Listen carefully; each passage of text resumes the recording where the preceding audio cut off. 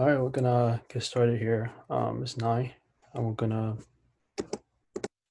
we have a lot of ground to cover today, so I guess we should just jump right in. So today is lecture 0, Introduction to Blockchain. And to save some time for today, because we have a ton of stuff to cover, we'll give the course overview next week, so before lecture 1. So just to keep that in mind. So the goal for this lecture is for you to know kind of where does blockchain come from and what is it. By the way, can you hear me? Yeah, sounds good. Okay, thanks. Yeah, just making sure. Okay, yeah, so yeah, that's the goal for the lecture. And so we're going to start by talking about, what is the problem that blockchain is trying to solve, and then the solution to the problem, which is blockchain. And then we're going to dive into the history a little bit, and then finally give you like a high overview of like what blockchain is. So problem and solution. So most of the system that we see today are something that's called centralized system. So, Twitter, Snapchat, Facebook, they're all examples of centralized system, and each user will have to create an account for each one, right? So it looks something like this. And the company themselves will basically have all the access to your data. They have complete control of the data. And, just recently, lots of scandal has been around, data privacy, selling personal data without a user consent and all that. So the question, I guess, is can we do better than this? Another point is centralized system also introduced something called a single point of failure, which means that if some hackers are able to hack into one system. So, recently Twitter have been hacked. So if the hacker was able to hack into the system, then the whole thing is kind of compromised, and then users' data are also compromised. So another kind of scenario is, let's say Christopher lives in the UK, Alice lives in the US, and Bob lives in China, right? So they all have access to the banking system, the local banking system. But these banks kind of operate differently, and have their own database, right? They store their own data and then have different way of doing things. It's hard for them to interact with each other. Of course, now it's much easier than before, but can we do better when it comes to international transfer of money, right? A third example about the problem is the middleman taking too much of the cut, too much of the value being transferred. So let's say, for example, Uber, right? Uber's main job is to match the user to the driver, and in exchange, they take a portion of the money. So Alice can pay Uber, and Uber in exchange pay for the driver. And then notice that the value being transferred is Uber takes a cut of the value being transferred. And the question would then be, is it really necessary? Could we just pay directly to the driver? That way you might pay less and the driver might get more. But of course, if Uber's main role is to kind of verify the identity and the quality of the driver and take care of the customer problem and experience, then they exist for a reason, right? So this is just a kind of example to think about when it comes to the trade-offs between centralized and decentralized system. So to put it more in a formal way, blockchain exists to fight these problems, right? So these kind of important to know that blockchain is not one cure for all solution. You cannot cure cancer with blockchain, at least not directly. So there are also some upsides with the centralized system. For example, it's easy to maintain and update. It's fast and efficient in its own system, right? And less work on most people. So the graph on the right, you can see only the middle point, the service provider, had to kind of do the update and do the maintenance, and all the nodes, other user, they would just have to access the service. But on the downside, you can kind of imagine, what if the internet is a centralized system, right? You might need to use different hardware for different internet in different countries, right? There will be a group of people that have control of the internet, and then they can shut it down whenever they want to. There's nothing you can do about it. You might have to pay more than you pay today to access internet. And if they get attacked, then everyone's information is basically compromised. So the big question then is there really a problem with centralized system? So here's a trailer about a documentary that it's about data. So I'm just gonna watch it. Who has seen an advertisement that has convinced you that your microphone is listening to your conversations? All of your interactions, your credit card swipes, web searches, locations, likes, they're all collected in real time into $1 trillion a year industry. The real game changer was Cambridge Analytica. They've worked for the Trump campaign and for the Brexit campaign. They started using information warfare. Cambridge Analytica claimed to have 5,000 data points on every American voter. I started tracking down all these Cambridge Analytica ex-employees. Someone else that you should be calling to committee is Brittany Kaiser. Brittany Kaiser, once a key player inside Cambridge Analytica, casting herself as a whistleblower. The reason why Google and Facebook are the most powerful companies in the world is because last year data surpassed oil in value. Data is the most valuable asset on Earth. We targeted those whose minds we thought we could change until they saw the world the way we wanted them to. I do know that their targeting tool was considered a weapon. There is a possibility that the American public have been experimented on. This is becoming a criminal matter. When people see the extent of the surveillance, I think they're going to be shocked. And I still fear for your life. Yeah, With the powerful people that are involved. but I can't keep quiet just because it'll make powerful people mad. Data rights should be considered just fundamental rights. This is about the integrity of our democracy. These platforms which were created to connect us have now been weaponized. It's impossible to know what is what, because nothing is what it seems.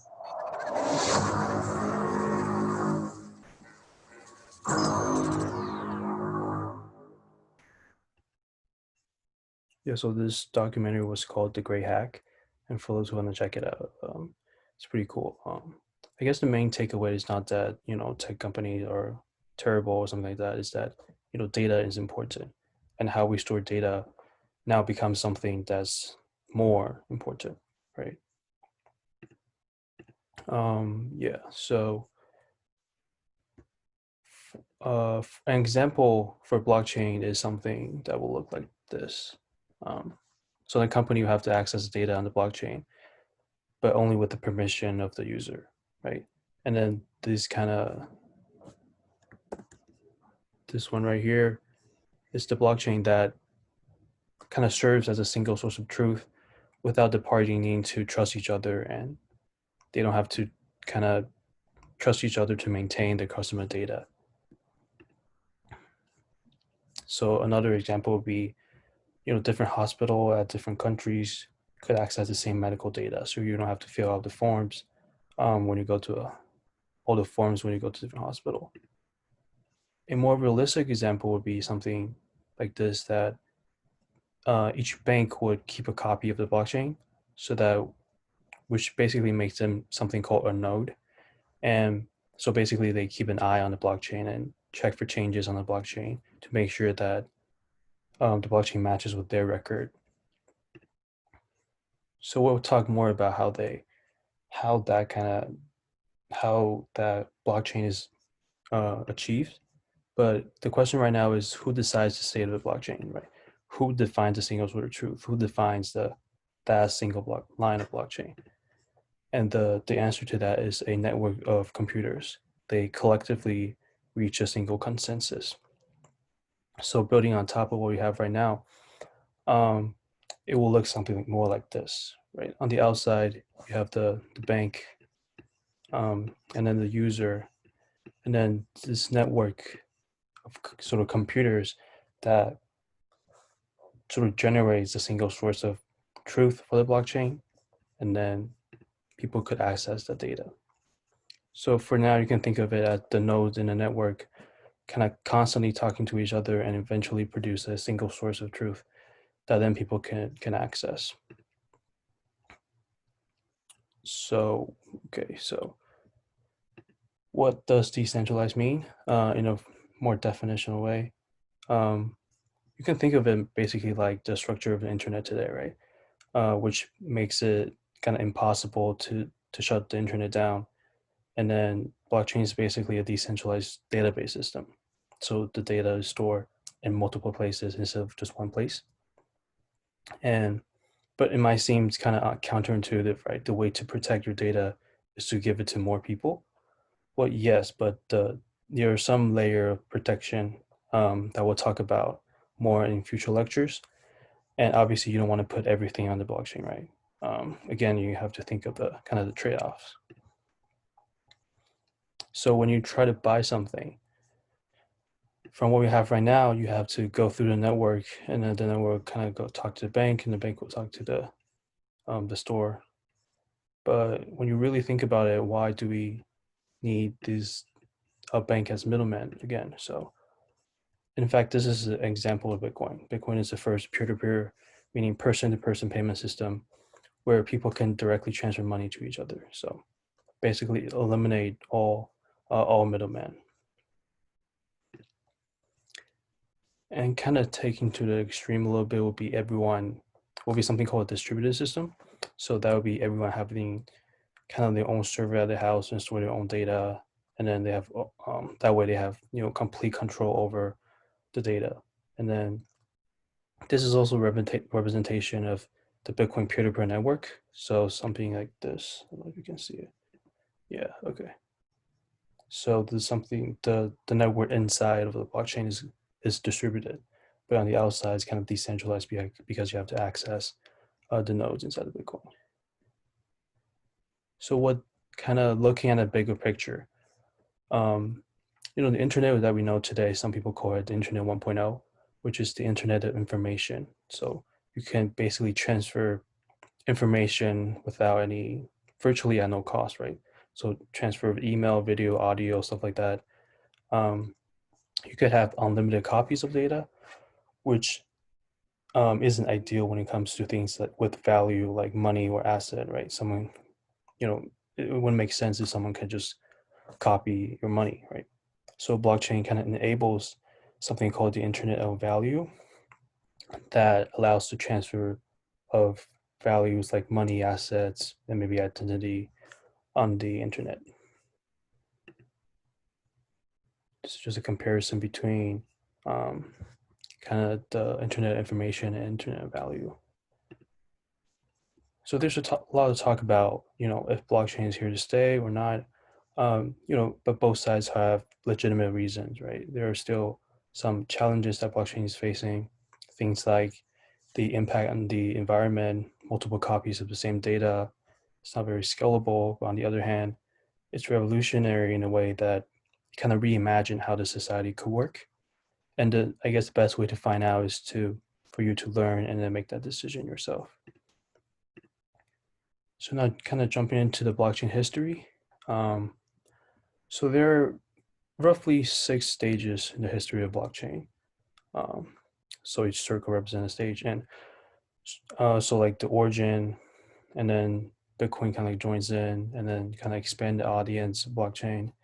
And then Ethereum comes in and then enables people to build decentralized application on top of it. And now we are kind of in this era of blockchain applications. So we're going to kind of talk about each stage.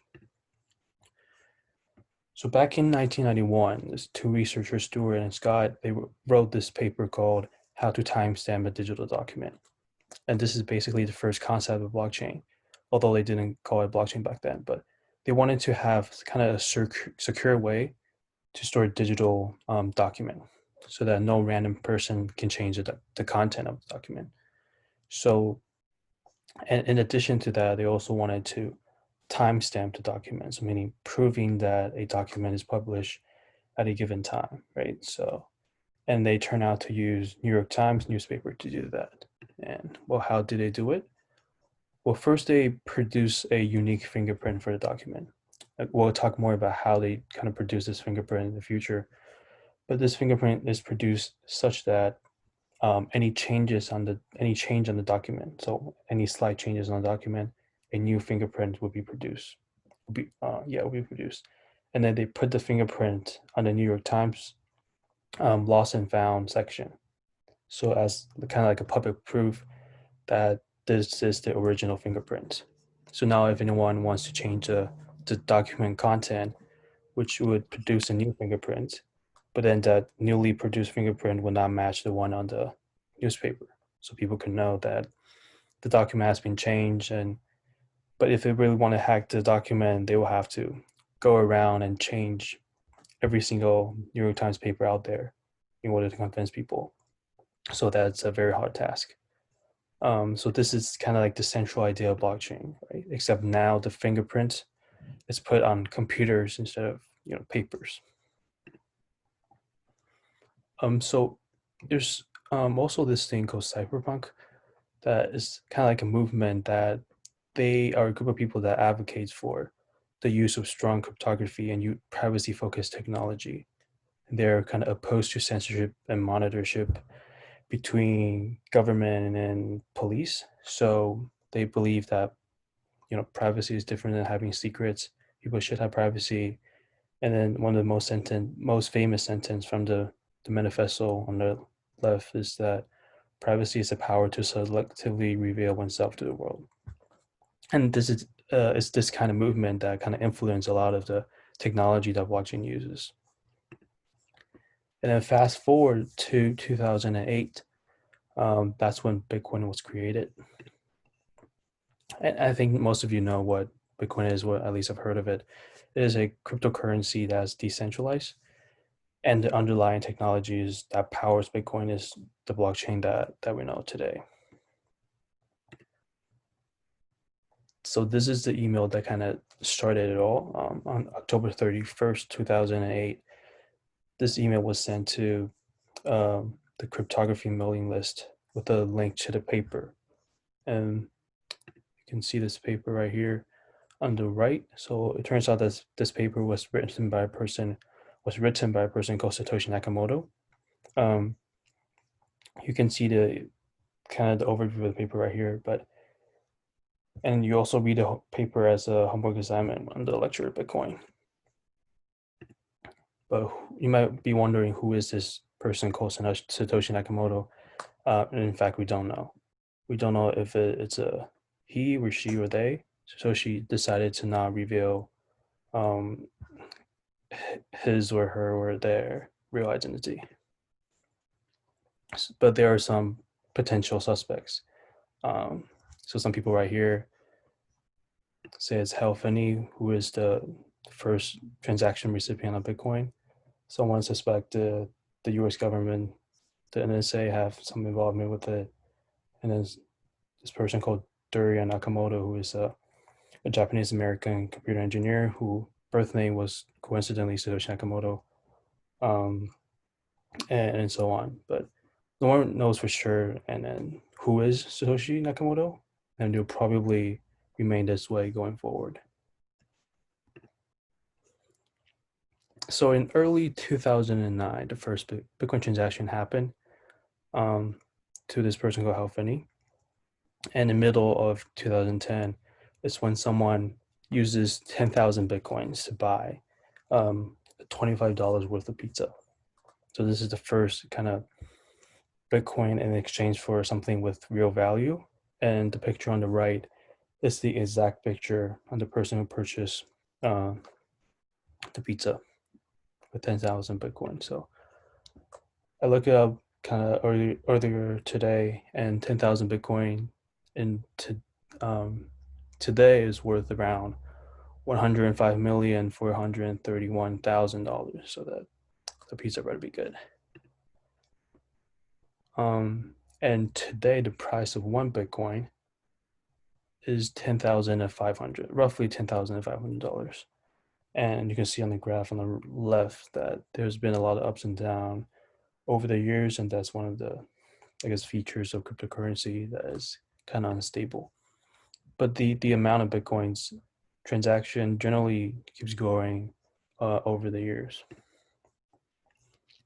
So around mid 2010, a person called Jed launched something called Mt. Gox, which is basically an online exchange platform for Bitcoin. And by the end of 2013, it grew to handle more than 70% of the Bitcoin transaction, which is a huge amount, right? But what's funny about this is that although Bitcoin is meant to be a decentralized money system, people still go to centralized exchange to store and spend their Bitcoins. Even nothing changed much even today. Today people still go to more of a centralized system to exchange your Bitcoin. And as you might have predicted, things kind of went sideways. So on February 2014, it was hacked because of the nature of Bitcoin. The transactions are now reversible. What's stolen is stolen. So 850,000 Bitcoins were hacked and taken away, which is around 8.5 billion worth of the money today. Although they were able to recover some of the Bitcoin through some backup methods, but most of the people didn't get their Bitcoin back. So, and because of this event, Bitcoin price dropped to nearly 50% because of this hack. And just around the same time, a man named Russ created a website on the dark web called Silk Road. It was basically an online black marketplace where people can buy fake licenses and drugs and stuff like that. And he uses Tor, which is for anonymous communication, and he uses Bitcoin for anonymous transaction. So it lasts about 2.5 years and had around 1 million registered user and transacted about 9.5 million Bitcoins. And again, as you might have guessed, it was shut down by the FBI in October 2013, and he was arrested and sentenced to double life imprisonment. And actually, 2 agents who was involved in the case kept some Bitcoins for themselves and was caught as well. So just another fun fact on top of it. And even though after that, people still kind of created Silk Road 2.0 and 3.0, but it was all shut down as well. So here's a more detailed story about Silk Road on Wired. If you're interested, feel free to check it out. But this kind of event, like the hack and the Silk Road thing, kind of give a lot of people back then and some people now that Bitcoin is for illegal purposes, and with the it didn't help with the image of Bitcoin. So here's more information. So that's pretty much it for the historical events for Bitcoin. I guess now more people realize the different aspect of Bitcoin, not just for drugs and for illegal stuff. And now more of the attention is now shift to the underlying technology, blockchain technology, and not Bitcoin itself. And if you want to know more about Bitcoin, the story and stuff like that, I highly recommend this book, which started from all the way from the beginning and then goes to around now and talks about very detailed and insightful stories along the way. So then came something called Ethereum, it's special because Ethereum supports something called a smart contract, which, as the name suggests, is basically a self-executing contract that's stored and executed on the blockchain. So, this is a video on the sort of introductory video on the Ethereum YouTube channel. You can check it out after the lecture if you like. So again, smart contract is basically a self-executing contract with the kind of the agreement and the terms is written in code, and it is executed on the blockchain. So we'll actually have a coding workshop in the future about how to write a smart contract, which will kind of give you more idea about what it is. And the idea of smart contracts was proposed by a person called Nick Zabel, who was also a kind of a suspect of Satoshi. So Ethereum was first founded in November 2013 by this person called Vitalik Buterin. He was only 19 years old when he kind of published the white paper on Ethereum. 10 minutes. All right, we're gonna go fast. So yeah, so in July 2015, Ethereum blockchain launched, and then it was estimated to worth about $1 billion. But then in July 2016, it was the hack. So basically, what a DAO is a kind of complicated smart contract that allow any app idea to be voted on the token holders. We'll talk more about this in the future. But basically, it was a smart contract, and then a hacker was able to find some bug, some vulnerability in the code, so they were able to take away some money from the contract. So to kind of bring up the spirit a little, someone built a blockchain application called Crypto Kitties, which is basically a game that people can own digital pets. It's built on a blockchain, and each person have each kind of kitty is 100% your own and is 100% unique. So the person who bought it could have it securely stored on the blockchain. And this kind of brings up people's interest. And so you can see from the transaction fee on Ethereum, here's the launch of CryptoKitties. And then after that, it kind of spiked up a lot.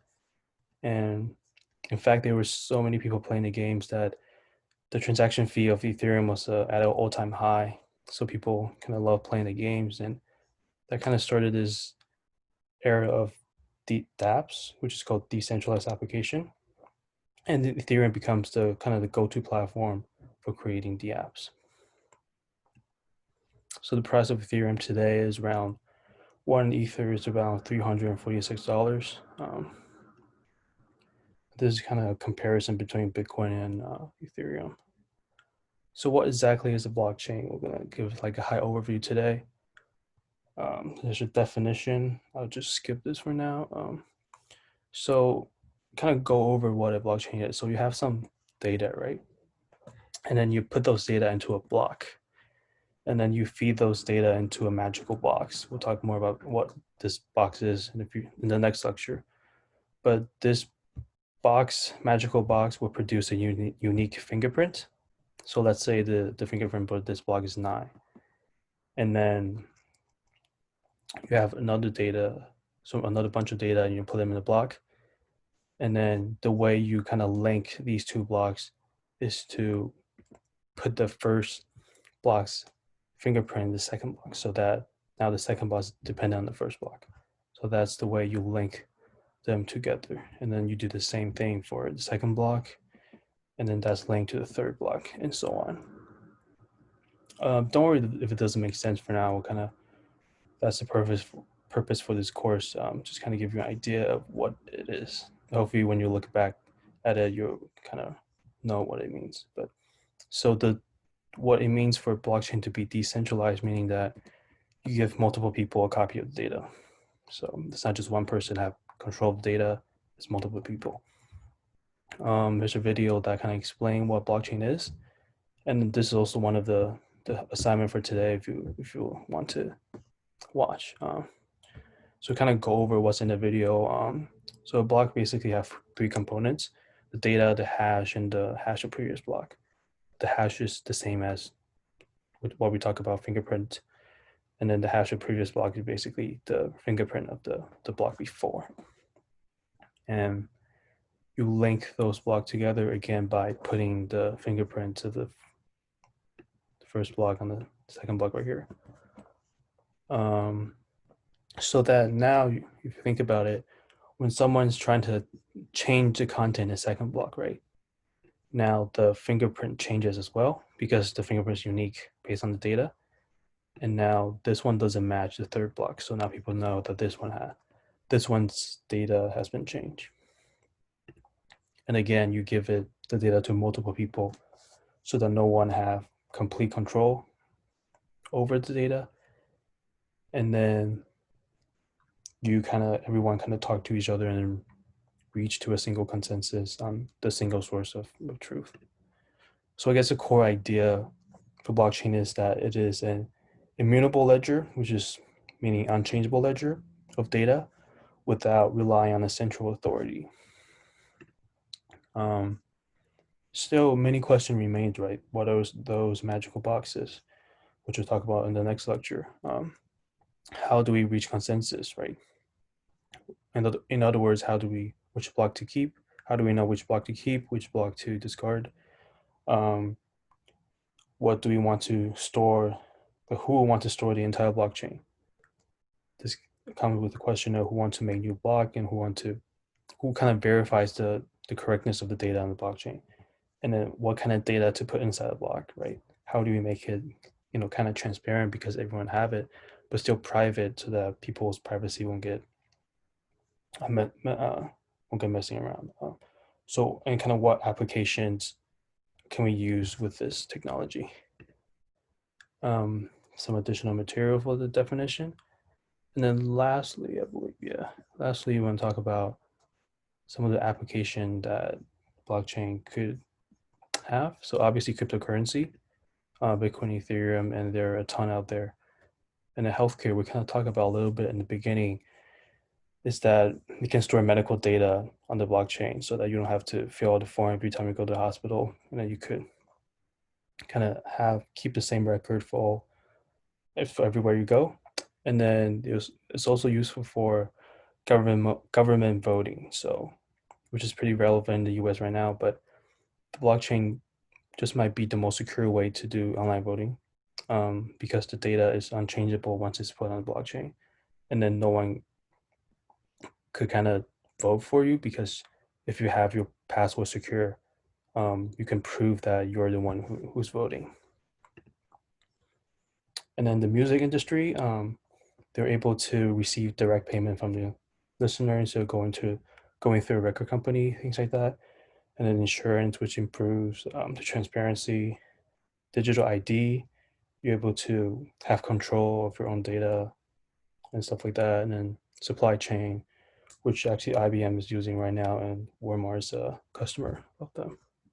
So if you want to know more about kind of the application of blockchain, there's this book called Blockchain Revolution, which kind of talk about how blockchain could disrupt different industries. So check it out if you like. So you have some homework assignments. So these are basically videos of people explaining blockchain from different angles. It's cool to watch. So yeah, we only got like 2 minutes left. If you have any questions, you can ask right now or later on the WeChat group. Other than that, that's it for today. Yeah. Oh, yeah, go ahead. In the course, are we going to be covering how AI and blockchain can be used together?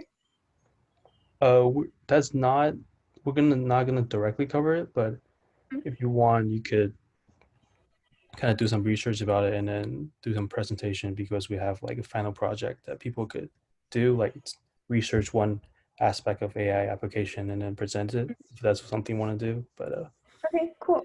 Yeah. Thanks. No problem.